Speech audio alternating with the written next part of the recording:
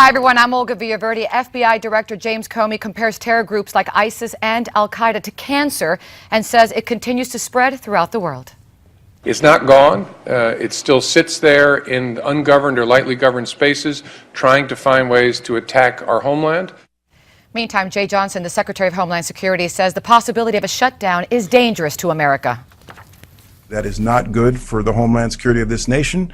It is not good for public safety, and it is not in the public's best interest. Secretary Johnson is urging congressional leaders to reach a deal. Earlier today, House Speaker John Boehner responded to the impending shutdown and says he's waiting for the Senate to act. The House has done its job to fund the Department of Homeland Security and to stop the president's overreach on immigration. Over in the upper chamber, Senate Majority Leader Mitch McConnell is proposing 2 votes to break the impasse with Democrats. Reports say Democrats have agreed to the deal, and Harry Reid expects a vote to pass the Senate sometime this week. In New York, federal authorities arrest 3 men for conspiring to join ISIS. One of the men, a 19-year-old from Kazakhstan, was picked up at JFK International Airport. Officials say he was attempting to get on a plane to Turkey and planned to go to Syria. All 3 men live in Brooklyn and expressed a desire to carry out attacks in the United States. In Connecticut, police arrest 4 college students on drug charges. This after students from Wesleyan University were hospitalized following a rave over the weekend. Nearly a dozen overdosed on MDMA, the refined version of ecstasy.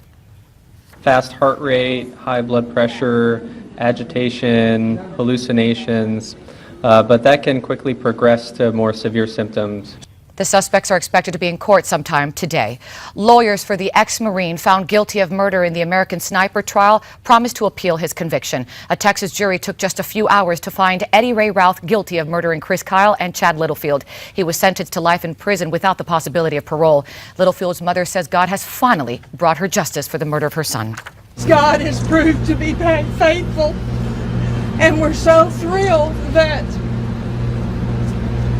we have the verdict that we have tonight.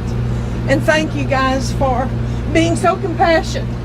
Ralph's lawyers tried to offer an insanity defense, but the jury was not buying it. The American Sniper trial received profound national interest, and Chris Kyle's book about his tours in Iraq became a Hollywood blockbuster. I'll pick it up. Drop it.